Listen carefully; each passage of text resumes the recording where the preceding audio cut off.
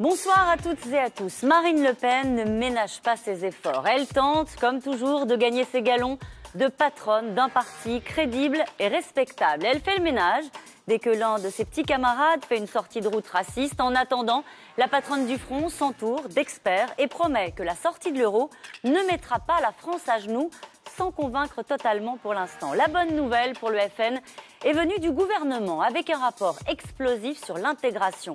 Le débat est relancé. C'est le retour dans l'actualité de ces sujets de prédilection, l'identité et l'immigration. Bastien Hug pour vos questions, vos commentaires à la fin de l'émission. C'est politique, c'est parti.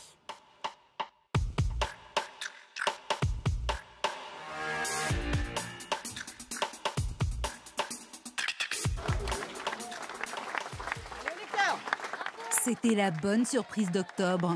L'élection du candidat FN à Brignoles, pour Marine Le Pen, tout un symbole, plus qu'une victoire, un signe prémonitoire. Le Front National est d'ores et déjà le premier parti de France. Jamais le FN n'avait été de Marine Le Pen est peut-être plus avenant que celui de son père. C'est aussi la récompense du sérieux, du travail, de la lucidité et du courage. Venez dans mes bras. L'opération des diables d'extrême droite sous peine de poursuite.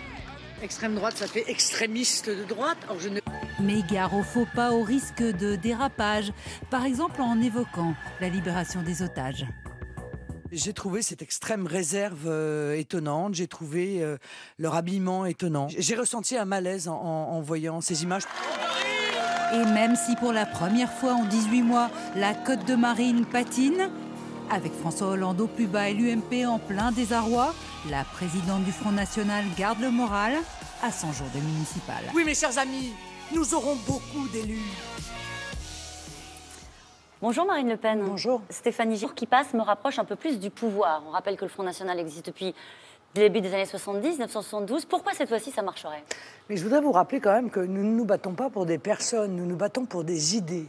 Et ces idées, elles avancent dans le cœur et dans l'esprit des Français. Parce qu'ils sont de plus en plus lucides, parce qu'ils se rendent compte que la politique économique est dans une impasse, que la politique d'immigration, chaque jour, apporte une aggravation de la situation. Et donc, jugeant les différents projets politiques, ils sont de plus en plus nombreux à juger celui du Front National, ça veut dire que... le plus crédible, le plus rassurant et le plus capable de ramener la prospérité, la sécurité. Ça veut dire que l'une des batailles que vous considérez avoir gagnées, c'est celle de la lepénisation des esprits, c'est comme ça qu'on l'avait dit à l'époque. Oui, enfin, je ne sais pas ce que ça vous veut dire, la idées lepénisation. L'esprit. Ce que je sais, madame, c'est que nous sommes battus pour des idées contre vents et marées, contre l'ensemble de la classe politique. Et de plus en plus de Français, sur certains points d'ailleurs, ils sont majoritaires à être d'accord avec nous et que l'ensemble de la classe politique a plutôt tendance à venir vers nos propositions plutôt que l'inverse. J'en conclus donc que nous avons une capacité d'attraction qui est la conséquence de notre sérieux et que ça peut bouleverser la donne et notamment lors des prochaines élections européennes. Quelle bataille vous avez gagnée depuis que vous êtes à la tête du Front National, selon vous? Mais je sais, c'est pas depuis que je suis à la tête du Front National. Ce qui est sûr que, par exemple, tout à fait nouveau, et c'est une victoire de notre part, une majorité de Français sont pour une réduction absolument drastique de l'immigration. Eh bien, nous sommes d'accord avec eux. Et plutôt, ils sont d'accord avec nous, car nous avons été les seuls depuis bien longtemps à défendre cela. Une majorité de Français veulent qu'on réaffirme la laïcité. C'est notre programme. Vous considérez que vous avez gagné la bataille des idées? C'est ça que vous voulez dire? Ah, je crois que nous sommes en train de gagner la bataille des idées, oui. Nous sommes en train de gagner ce qui est fondamental, c'est-à-dire l'adhésion des Français à un projet. Est-ce que vous avez gagné, Marine Le Pen, la bataille de la normalisation, de la banalisation? Incontestablement, dans le peuple considère que le Front National est un mouvement qui ne doit pas être victime d'une mise à l'écart ou d'un traitement différencié des autres. C'est pourtant, il faut bien le dire, encore un peu le cas de la part des élites dominent un certain nombre d'avantages. Et on comprend qu'ils soient aussi virulents à tenter de nous empêcher d'arriver au pouvoir. Alors vous dites, vous l'avez dit là, mais vous le dites souvent, c'est pas une affaire de personne en gros. Hein. Vous ne faites pas débuter l'histoire du Front National à votre arrivée à la tête du parti. Mais est-ce que vous imaginez le Front National dirigé par une autre personne qu'un Le Pen? Oh bah oui, pourquoi pas. Oui, pourquoi pas. Pourquoi pas, et ça arrivera peut-être d'ailleurs. Encore une fois, l'important, c'est les idées que nous portons. Ce n'est pas obligatoirement les personnes qui les portent. Maintenant, il y a des élections, il y aura d'ailleurs un prochain congrès au Front National. Il y aura peut-être des candidats qui pourront intervenir dans cette... je ne sais pas, mais pourquoi pas, et je l'espère. D'ailleurs, je ne crois pas que le fait de se présenter seul soit obligatoirement la meilleure chose. Mais je ne peux pas non plus forcer des gens à se présenter à la tête du front. Est-ce que vous changerez de nom à cette occasion, à l'occasion du prochain congrès? Ça a été évoqué. Ce serait une façon, au fond, de montrer que le Front National... Si vous voulez, il s'avérait qu'un jour, le changement de nom soit utile, c'est parce qu'il correspondrait à une réalité politique qui est l'élargissement du Front National bien au-delà de ses bases. Mais... il n'y a pas de tabou au Front National. Voilà. Et si un jour ce débat des adhérents à qui, s'il le faut, nous poserons la question de savoir ce qu'ils en pensent. Vous êtes très attaché au label Front National ou pas? Moi, je suis assez attaché au nom Front National. Mais encore une fois, il n'y a pas de tabou dans ce domaine. Et ce serait quoi? Non, parce que le Front National, il a vocation à rassembler tous les patriotes de droite ou de gauche. Et d'ailleurs, ce qu'il fait au municipal, c'est assez clair. Il a des candidats qui viennent de la gauche, il a des candidats qui viennent de la droite, et il y a des candidats qui n'ont jamais fait de politique, ils n'ont pas voulu s'engager parce qu'ils ne se retrouvaient pas dans les partis politiques et qui rejoignent le Front National. C'est vrai que nous... Donc j'aimerais, moi, vous le savez, imposer la véritable fracture qui est celle entre les mondialistes, qu'on se sent un peu seul du côté de la rive. Je vous ai posé une question tout à l'heure sur quelles sont les batailles que vous avez gagnées, lesquelles il vous reste à mener, très sincèrement, dans les mois qui viennent. Est-ce que vous vous dites qu'il y a des points sur lesquels il y a un plafond de verre, on a du mal? Non, mais il y a encore, bien sûr, des batailles à mener, pour une raison simple d'ailleurs. C'est que des experts qui viennent vendre la soupe du système, c'est-à-dire Parce que vous allez en entendre mais oui, tout à l'heure je suis ravi, moi je suis heureux, j'aime bien, j'adore les voir, c'est toujours les mêmes d'ailleurs. Donc je sais à l'avance ce qu'ils vont dire. Et donc cette bataille-là, elle doit être menée, on doit faire preuve de pédagogie. Mais encore une fois, là, même sur ce sujet-là, nous avançons. Allez, à suivre un rapport explosif. Il a été remis au Premier ministre et enterré illico par le Président de la République. Il propose de rompre avec une laïcité orthodoxe et d'aller vers une refondation de la politique d'intégration. Certaines mesures choquent, comme le retour du voile à l'école, ont crispé droite et gauche. Sarah Sisman. C'est un rapport sur le bureau du Premier ministre depuis plusieurs semaines qui fait couler beaucoup d'encre. Ses auteurs invitent à changer radicalement d'approche sur l'intégration en France. Nous ne gagnons rien à prendre une position, une posture souvent apeurée, craintive, archaïque, tournée vers le passé. Parmi les propositions choc, assouplir le principe de laïcité, de l'égalité, modifier les programmes scolaires. Les auteurs dénoncent la prédominance de l'homme blanc et hétérosexuel dans l'enseignement de l'histoire, souhaitent y intégrer l'esclavage et valoriser l'enseignement de l'arabe. Pour eux, la France doit assumer la dimension arabe-orientale de son identité, de quoi faire bondir à l'UMP. Monsieur le Président de la République, je le dis et je vous le dis avec gravité, je ne vous laisserai électoraliste. Colère du Premier ministre. Monsieur Copé est un irresponsable et un menteur. Il va jusqu'à dire que nous voudrions une fois. Est-ce qu'on a cette intention? Évidemment pas.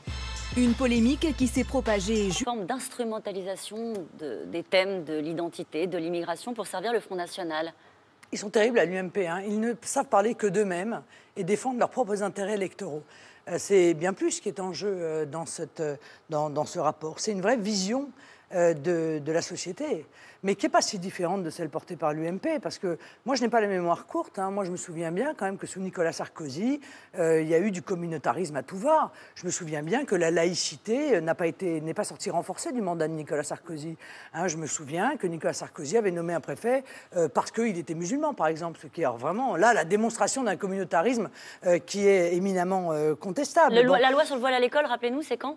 Oui, non, mais je ne vois pas le rapport. C'était en 2004. Oui, non, mais je ne vois pas le rapport. Je ne vois pas le rapport. Je vous dis que dans toute la politique qui a été menée par l'UMP sous Nicolas Sarkozy, on n'est pas du tout allé dans le bon sens. On était quand même dans cette dérive, dans la logique, quand même, quoi qu'on en dise de ce rapport. Ce rapport, c'est 30 ans et qui vise à substituer le communautarisme, à l'intégrer dans notre République. Je vous rappelle tout de même, permettez-moi quand même de vous rappeler rafraîchir la mémoire, c'est Nicolas Sarkozy qui avait demandé à Simone Veil de faire un rapport qu'elle a d'ailleurs refusé de faire sur l'introduction des communautés dans la Constitution française. Vous voyez, donc en fait, ils ont le même objectif. Il s'agit, j'entends M. Copé dire « Je ne vous laisserai pas » avec des faux accents de Gaulle.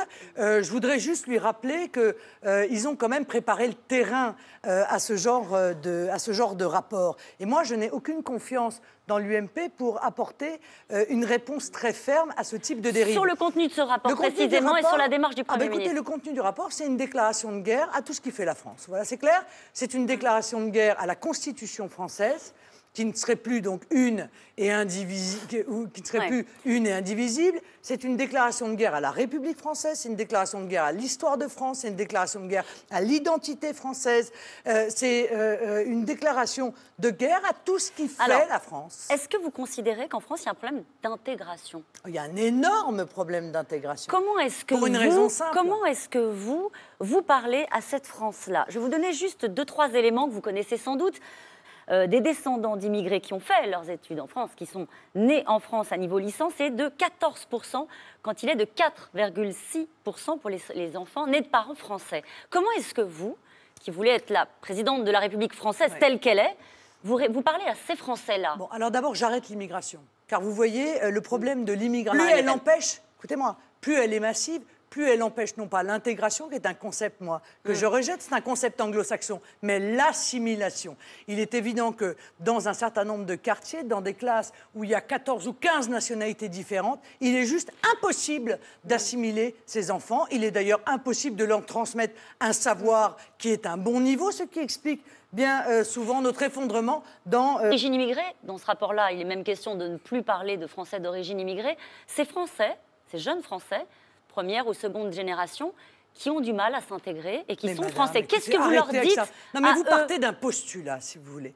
Il y a deux problèmes. D'abord, il y a des problèmes économiques dans notre pays qui touchent aussi les campagnes, d'accord? J'aimerais quand même vous rappeler, oui, je suis obligée de le dire, parce que je commence à en avoir soupé de voir l'intégralité des émissions de télévision se pencher au chevet des quartiers difficiles, alors que je sais, moi, écoutez-moi, alors que je sais, moi, que les campagnes françaises reçoivent parfois 10 ou 20 fois moins d'aides publiques que n'en reçoivent les quartiers difficiles. On parle du chômage, c'est les Français. Pourquoi vous les opposez? Je comprends pas. Vous voulez être président de la République française. Ce sont ces gens-là. C'est vous qui les opposez. C'est vous qui me parlez des Français d'origine étrangère. Moi, je ne sais pas ce que ça veut dire. D'accord? Alors, voyez, je vais vous répondre. Moi, dans ma vision des choses, il n'y a pas de Français d'origine étrangère. Voilà. Il y a des Français, point. Voilà. Et vous avez raison. Qu'est-ce que vous leur dites à eux? Si on regarde la population française de 25 à 54 ans, il y a 26%. Oui. Je finis juste. 26% de la population est soit immigrée, soit descendant direct d'immigrés. À un moment, Jacques Chirac leur avait dit « Vous êtes toutes et tous des enfants de la République, des filles et fils de la République. » Est-ce que ça fait des années que vous montrez du doigt ces Français d'origine étrangère, que vous les glorifiez parce qu'ils sont d'origine étrangère, que vous les renvoyez d'ailleurs à leurs origines, à leurs spécificités, à la culture de leurs parents ou de leurs grands-parents. Mais ça c'est exactement l'inverse de la République française. Vous leur dites rien en particulier? C'était juste ma question. Je leur dis, mes compatriotes, enfants pour vos parents. Moi, je vous apporte plus d'emplois en rompant avec la politique économique. Moi, je vous apporte une école de meilleure qualité. Mais pour ça, je leur dis, il faut arrêter l'immigration.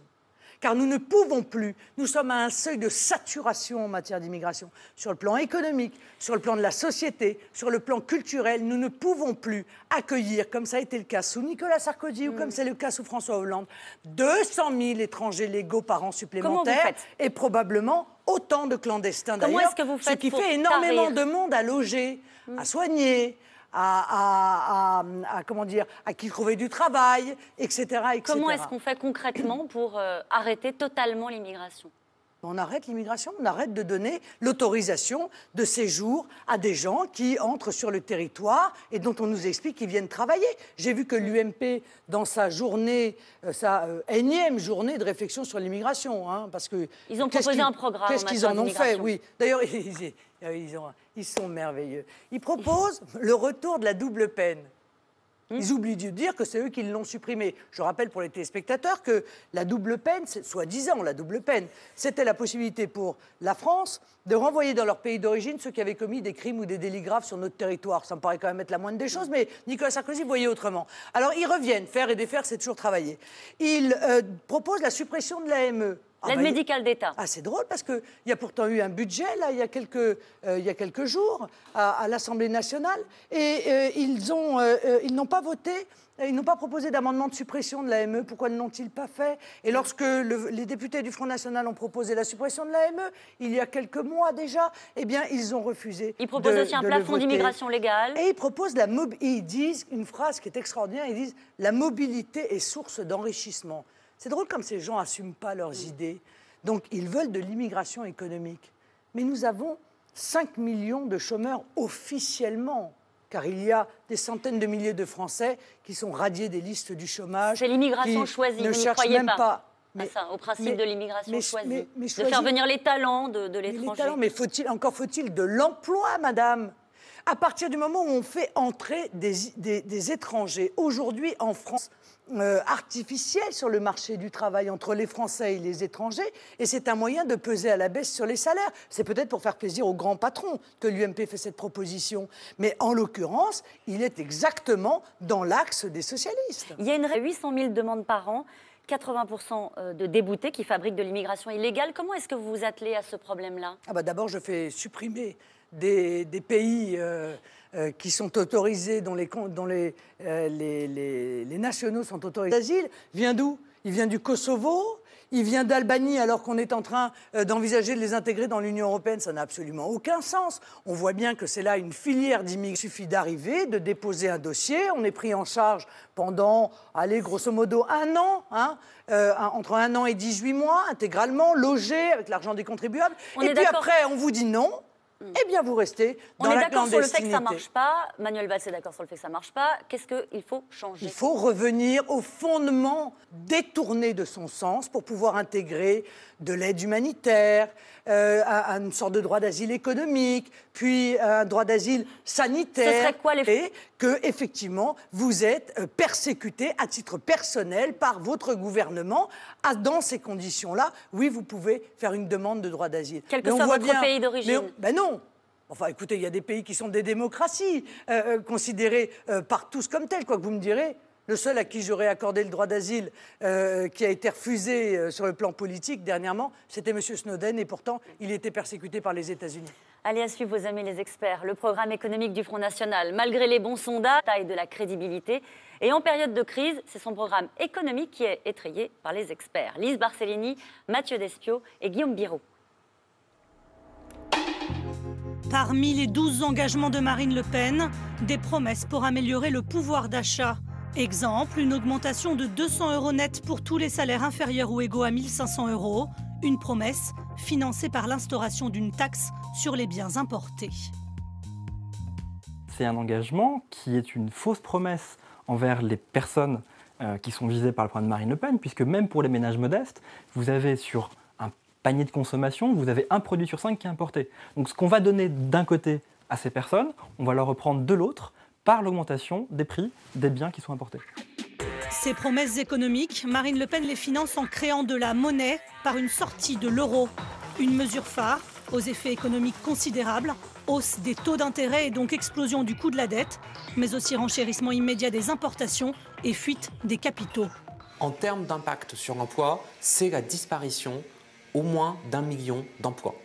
En termes de richesse nationale, c'est un choc sans précédent depuis la Deuxième Guerre mondiale, puisqu'on verrait disparaître entre 30 et 60 milliards d'euros dès l'année d'entrée en vigueur de cette mesure.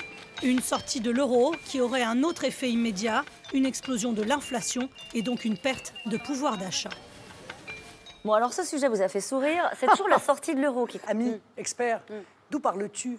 Car l'immense majorité de ces experts sont liés, en règle générale, à des grandes banques. Ah, bien sûr, mon programme, effectivement, va déplaire à un certain nombre de grandes banques, et particulièrement, il faut bien le dire, à la grande finance internationale. Alors, ils dépêchent leurs fameux experts pour dire « Ouh là là, ça va être catastrophique, ça va être pas bien du tout, etc. » Prenons par exemple le premier. Il dit ah oui, mais alors ce qu'on va donner d'un côté, on va le reprendre de l'autre. Évidemment que non. Mais c'est vrai que la mise en place d'une taxe sociale à l'importation a vocation à aider les produits français, à les rendre à nouveau compétitifs. Et pour éviter que justement les classes populaires aient à en supporter le coût, alors cette cotisation va financer l'augmentation de 200 € net, puisque c'est la prise en charge de la part salariale des cotisations sociales. Vous voyez ce que je veux dire? C'est que je comprends bien qu'il y a des... Et je crois qu'il faut que vous le compreniez aussi. Il y a des intérêts qui sont divergents. Il y a l'intérêt du peuple, il y a l'intérêt des PME, des très petites entreprises, des artisans, des commerçants. Et de l'autre côté, il y a l'intérêt des grandes puissances financières, des multinationales, des banques. Ces intérêts sont contradictoires. Moi, j'ai fait mon choix. Et clairement, je le dis, mon choix consiste à ne pas aller aider les multinationales, mais plutôt à aider les PME, les TPE, qui sont elles qui créent de l'emploi. Est-ce que vous reconnaissez, Marine Le Pen, que sur la sortie de l'euro, la partie est difficile? Vous avez du mal à convaincre, y compris les Français, que c'est possible et que ça ne coûterait pas cher et que ça ne mettrait pas la France à genoux. Vous me laisseriez, très honnêtement, autant de temps de parole qu'à tous ces experts stipendiés par les banques sur les plateaux de télé, j'arriverai à convaincre les Français. Ce que je voudrais dire aux Français, c'est qu'il y a maintenant 8 prix Nobel d'économie qui considèrent qu'il faut sortir de l'euro. 8, dont le dernier est le prix Nobel d'économie de 2010, M. Pizarrid, et c'est très intéressant parce que lui, il était pour l'euro et il a changé d'avis. Et il se rend compte aujourd'hui qu'il n'est plus possible de maintenir les pays européens sous le joug de cette monnaie unique qui est en train de tuer l'économie, d'opérer des délocalisations de masse, de créer une perte de compétitivité qu'il est absolument impossible de contrebalancer et qui est à l'origine des politiques d'austérité que subissent les Français. Alors, sur votre programme économique et d'une manière générale sur le programme du Front National, vous êtes entouré d'experts, vous aussi, d'énarques pour la plupart. Alors, il y a Philippe Martel, un ancien de chez Alain Juppé, qui vous a rejoint, c'est ça? Vous faites les gros yeux, non? Oui, non, c'est pas ça, c'est que Philippe Martel n'a pas travaillé sur mon programme économique, mais c'est pas grave. Non, peu importe. En tout cas, vous avez pendant des années vilipendé et stigmatisé une élite qui désormais vous rejoint au Front National. Est-ce que ça, selon vous, c'est un gage de crédibilité? Non, moi, ce que je contestais à l'ENA, c'est l'absence de conviction. Voilà, on fabrique en quelque sorte des futurs dirigeants. Moi, je crois que la politique appartient au peuple. Et d'ailleurs, on voit la manière, le mépris avec lequel on traite les candidats, qui ne sont pas des experts. Hein. On fait comme ça des reportages genre « Ah, il est ridicule, ah, il n'est pas au niveau, etc. » Le peuple français doit se saisir de la politique. Et pourquoi vous avez besoin d'eux, alors? Alors, vous avez besoin de ces personnages-là? Il y a des gens qui ont des compétences, il faut les utiliser lorsqu'elles sont utiles. Ce qui est critiquable dans l'ENA, c'est que ce sont eux qui ont fini, en réalité, par diriger le pays à la place de la politique. C'est-à-dire que vous les faites venir à vos côtés, mais vous les tenez à distance. Mais vous savez comment ils sont, les dirigeants, les élèves de l'ENA, dans leur immense majorité. Ils n'ont aucune conviction. Ils sortent de l'ENA, on dit, bon ben voilà, t'as une poche chez les socialistes, bon ben ils prennent le poste chez les socialistes, ils deviennent socialistes. T'as un poste à l'UMP, bon ben je vais à l'UMP, je deviens UMP. Moi, le peu que j'ai, vous voyez, ce sont vraiment des gens de conviction. Ils ont choisi, et ils ont mis d'ailleurs leur carrière entre parenthèses, car à eux, on demande de quitter leurs responsabilités, ce qui n'est pas le cas quand on rentre dans d'autres mouvements politiques. Alors, des sujets concrets. Un sujet pour vous, j'ai envie de dire. On parle de Peugeot. Le chinois Dongfeng, je ne sais pas si c'est comme ça qu'on prononce, je vais le prononcer comme ça, est sur les rangs pour investir dans l'entreprise française. On a appris que General Motors avait retiré sa participation de 7%. Vous êtes dans un cas concret. C'est bien, on va pouvoir aller vendre à nouveau nos voitures en Iran si General Motors... Qu'est-ce que vous dites aux Chinois? C'est un cas concret. Motors sort. Qu'est-ce que vous dites aux Chinois? Vous êtes aux responsabilités. Bienvenue en France, dans une entreprise française. Non, parce que moi, ce que je crains avec les Chinois, si vous voulez, c'est qu'ils ne sont pas dans une démarche, comment dire, de générosité, les Chinois. Hein. Ils viennent parce que c'est leur intérêt. Et le danger, c'est évidemment, d'abord d'aspirer notre savoir-faire.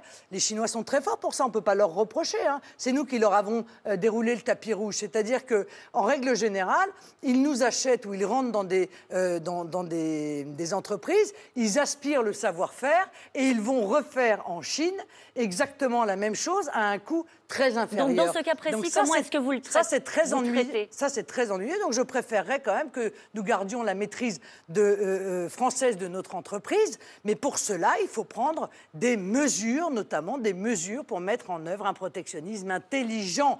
Il faut que nos ministres arrêtent d'aller inaugurer des usines au Maroc, en Algérie, en se félicitant que ces usines délocalisent, alors que, évidemment, ces usines qui délocalisent vont fabriquer des voitures qui vont venir concurrencer celles qui sont fabriquées en France. Donc dans ce cas précis, vous dites non. Nous sommes dans un système absolument absurde. Voilà. Absurde. Et on a fait la même chose dans toute une série d'entreprises. On se souvient de l'acier, on se souvient de toutes les pertes que nous avons enregistrées parce que nous nous refusons à faire ce que j'appelle du patriotisme économique.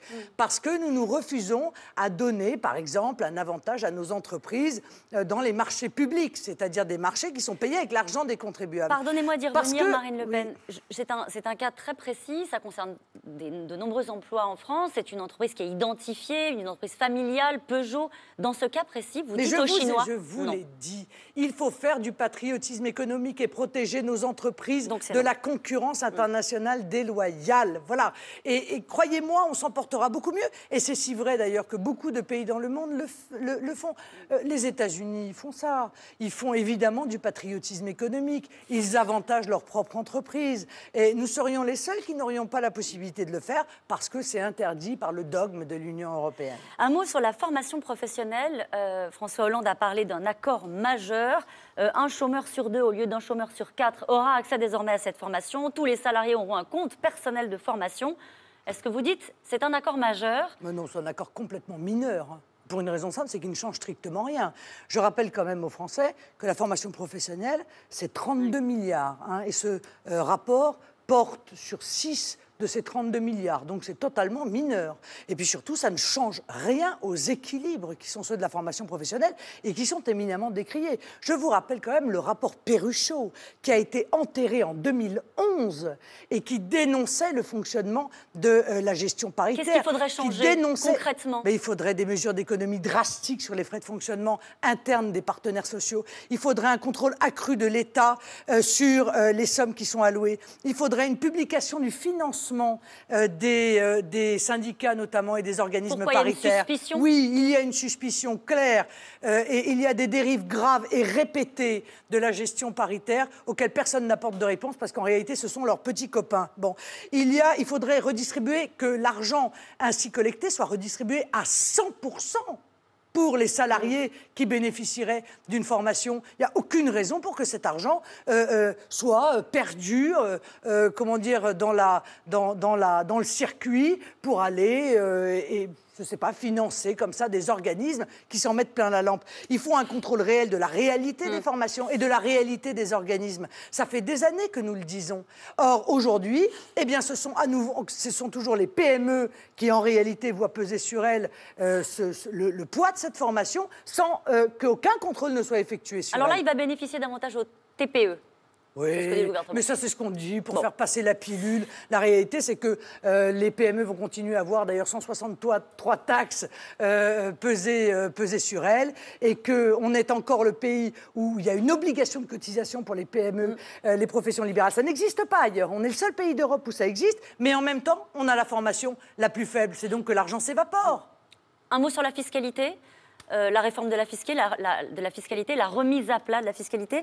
Le Premier ministre a sollicité certains partis politiques en disant « participons tous à cette remise à plat ». Est-ce que vous seriez prête? Est-ce que vous seriez d'accord? Est-ce que vous réclamez le droit de participer à ce débat? Bien sûr, au nom des millions de Français que je représente. Mais M. Ayrault n'a pas cru bon de m'y inviter et le président de la République n'a pas cru bon de l'y obliger. Voilà. Probablement parce que nous gênons, parce que nous dit qu'il avait promis un impôt sur les sociétés progressif, il ne l'a pas mis en œuvre. Ça veut dire qu'aujourd'hui encore, les PME, les PMI, les TPE voient peser sur elles. La fiscalité, ce serait d'abord une baisse de l'impôt sur le revenu, une baisse de la fiscalité, de l'imposition en France. Bien sûr, oui. Mais pour baisser les impôts, encore faut-il s'échapper de la politique d'austérité imposée par l'Union européenne avec la complicité de nos dirigeants. Mais il faut faire, oui, vous avez raison, il faut faire des économies sur l'immigration, sur la fraude sociale, sur l'Union européenne à faire en la rendant efficace. Mais ça, ce sont dans notre esprit de l'État. Et il taille dans les services publics, il impose les ménages et les entreprises à un point que celles-ci n'arrivent plus à payer l'impôt. Et on voit l'illogisme quand même de cette situation. Il faut faire une fusion entre l'impôt sur le revenu et la taxe d'habitation. Il faut faire une fusion entre l'impôt sur les sociétés et la CET.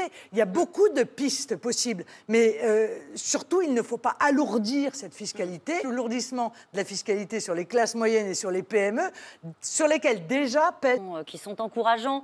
Une reprise de l'activité en France, 0, c'est comme ça.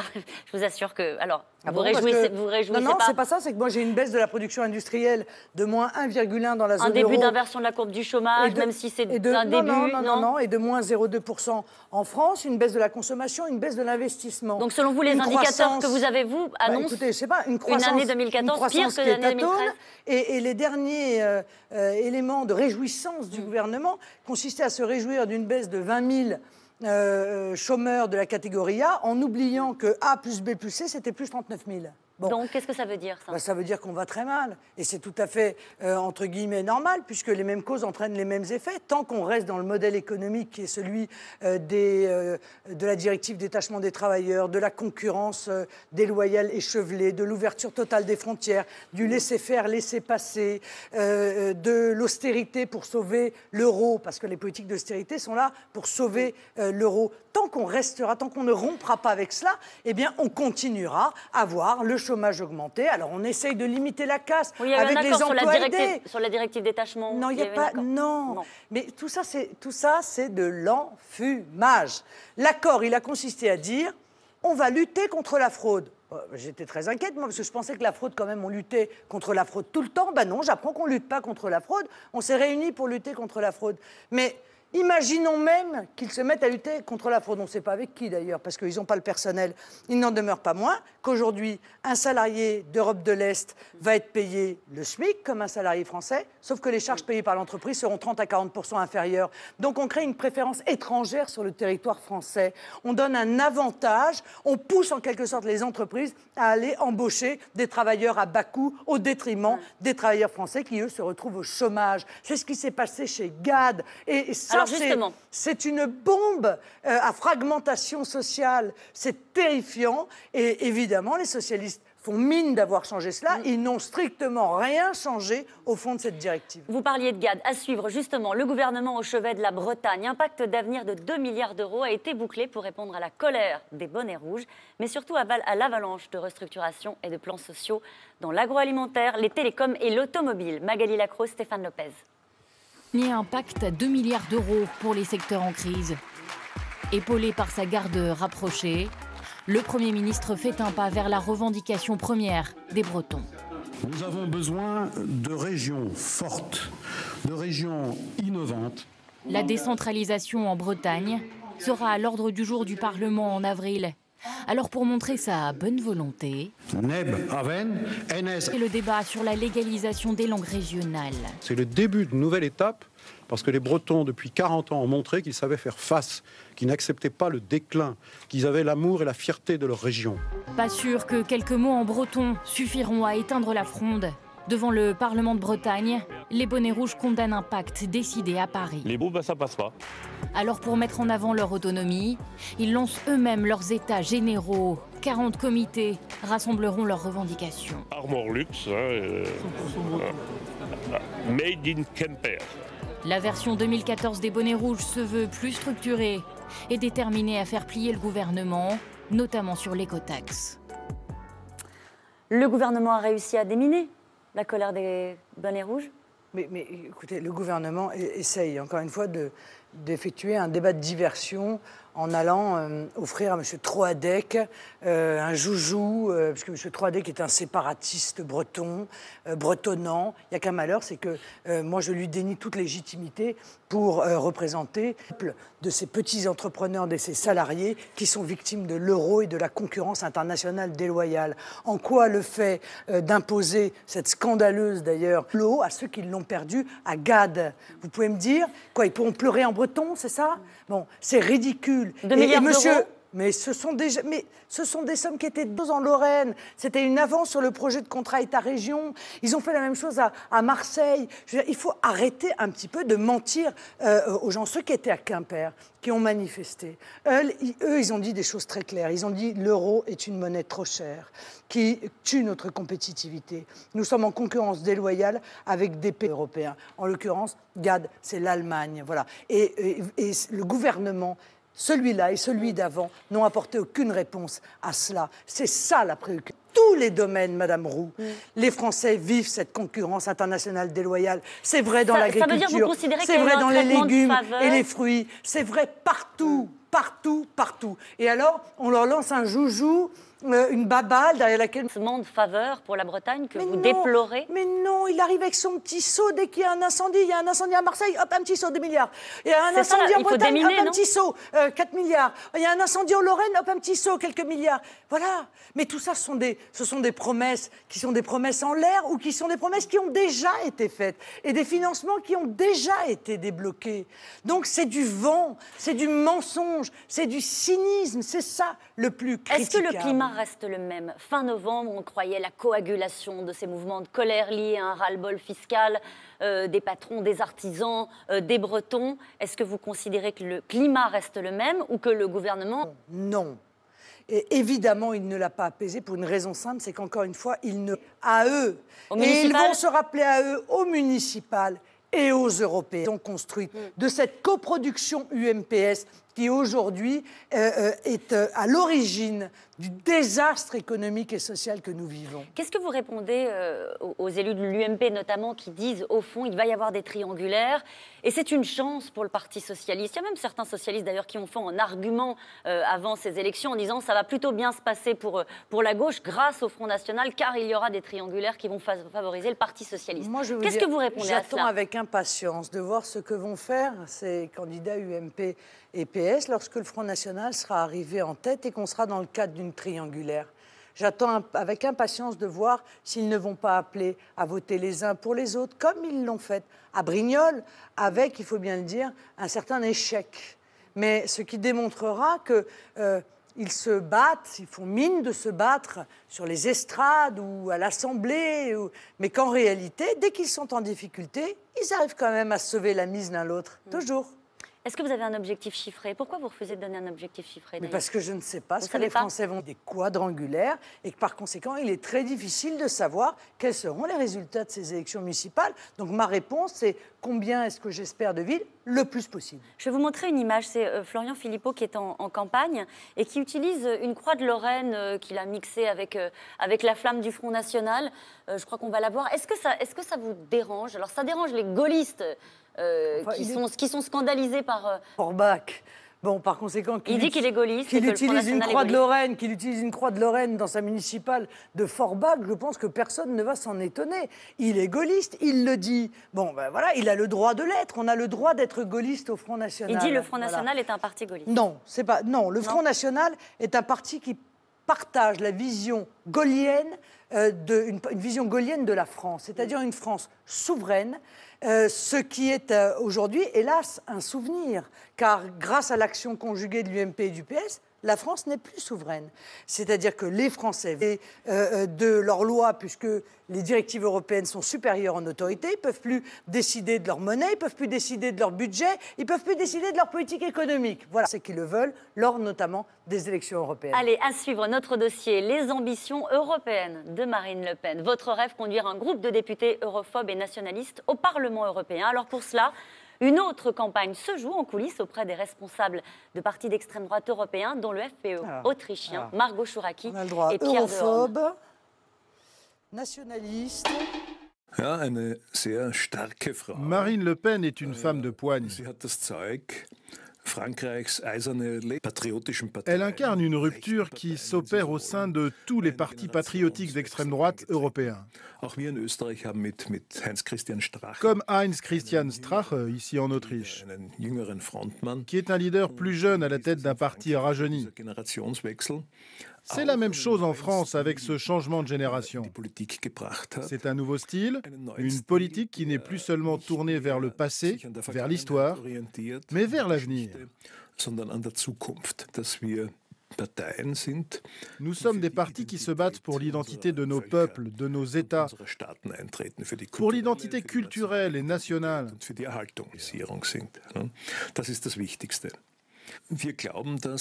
L'heure est donc venue de faire une alliance patriotique de partis libres. À coup sûr, le parti le plus grand, le plus victorieux des partis de droite en Europe. Et puis la Ligue du Nord en Italie, qui est en train d'élire un nouveau chef qui mettra bientôt fin. Et pourquoi vous ne faites pas d'alliance avec le Jobbik en Hongrie ou avec Obdoré en Grèce ? Dans certains partis, on a l'impression qu'il y a un vieux ressentiment antisémite et un discours violent. Quand il y a de l'antisémitisme et un discours violent, donc avec ces personnes qu'on vient de voir, est-ce que vous avez une chance d'y parvenir? Il vous faut combien de députés?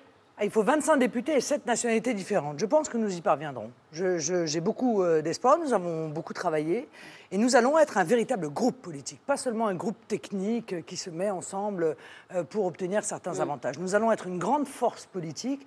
D'ailleurs, nos adversaires au Parlement européen ont les plus grandes craintes sur la capacité que nous aurons à arriver nombreux et à pouvoir influer sur la politique qui est menée au niveau du Parlement européen, bien entendu. Et pourquoi ce serait vous qui prendriez la tête de ce groupe-là? C'est pas encore acté? Ça n'est pas du tout acté. Ça, ce genre de discussion qui interviendra après les élections européennes. Mais c'est vrai que la France envoie le plus grand nombre de députés européens, car c'est un grand pays. Et par conséquent, avec 20% en France, vous arrivez avec beaucoup plus de députés que 20% aux Pays-Bas ou 20% en Autriche. Alors comment vous avez choisi les partis avec lesquels vous souhaitez faire alliance, faire cause commune, et ceux que vous avez exclus, on le disait, Obdoré notamment? D'abord parce qu'il y a un certain nombre de mouvements que nous connaissons depuis longtemps.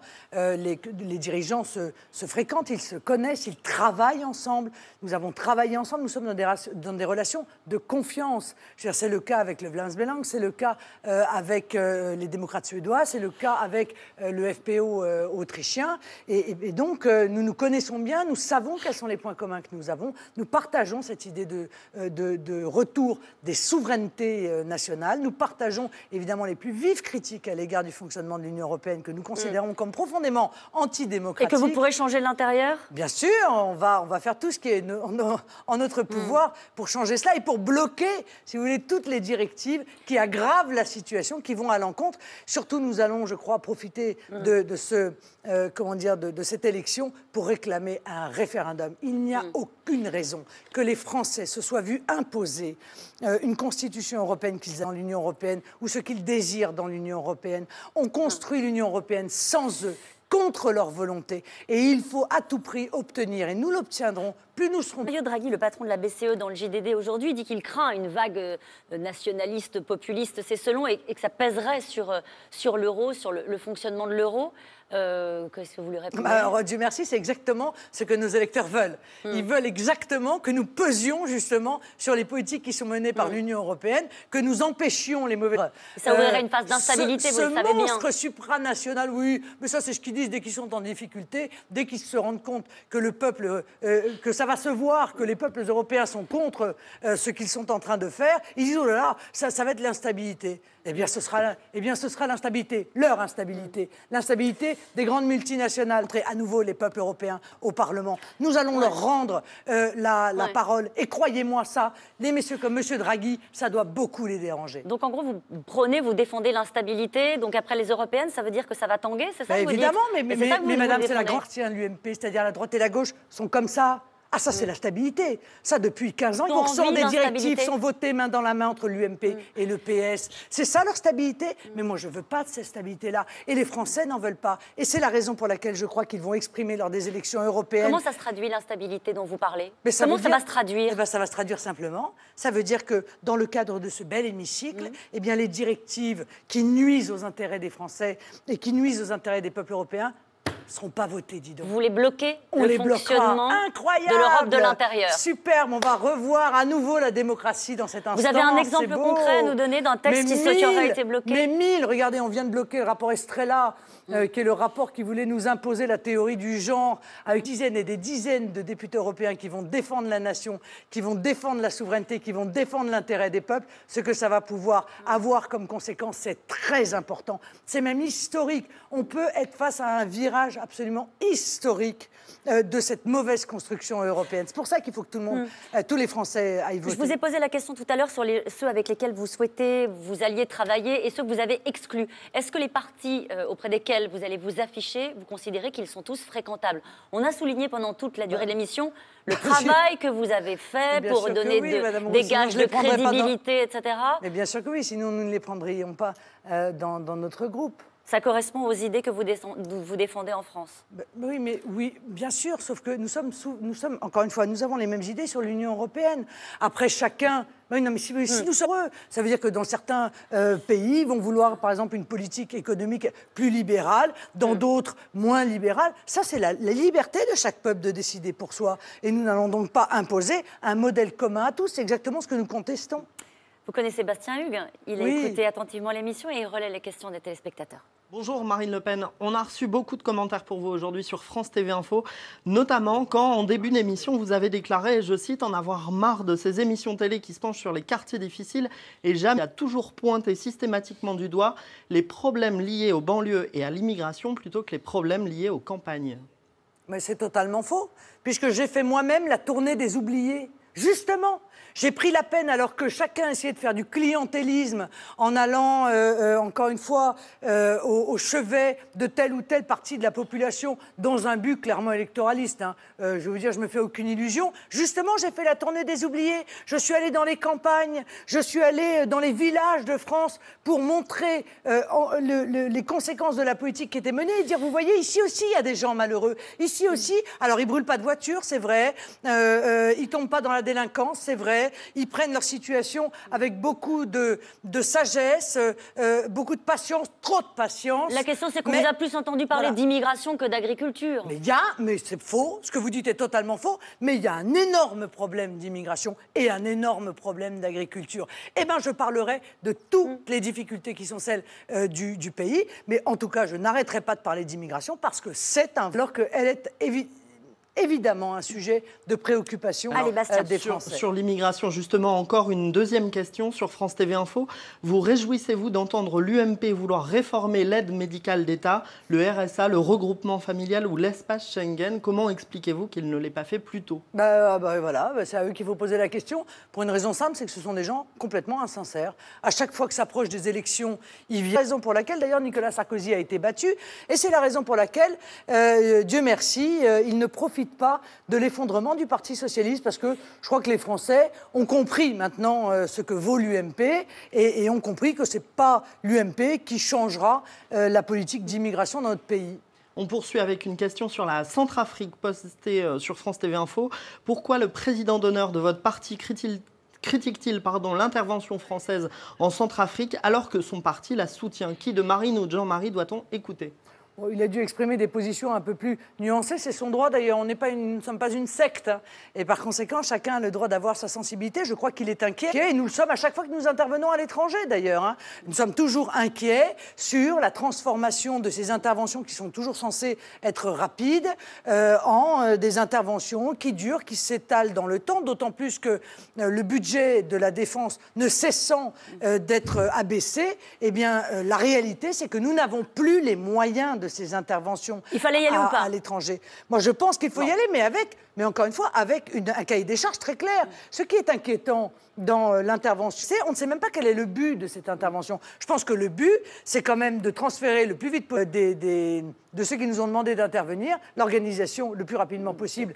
Elle vous est posée sur france5.fr. Si vous êtes au pouvoir en 2017, envisagez-vous de proposer des ministères à des personnes extérieures au Front National ou au Rassemblement Bleu Marine? Estimez-vous par exemple qu'une personne comme Arnaud Montebourg, au vu de ses prises de position anti-mondialistes, pourrait y avoir sa place? Écoutez, moi, je ne suis pas pour faire l'ouverture à gauche. C'est bon, Nicolas Sarkozy l'a faite. On a vu ce que ça a donné. Bon, maintenant, il y a des patriotes à gauche, c'est vrai.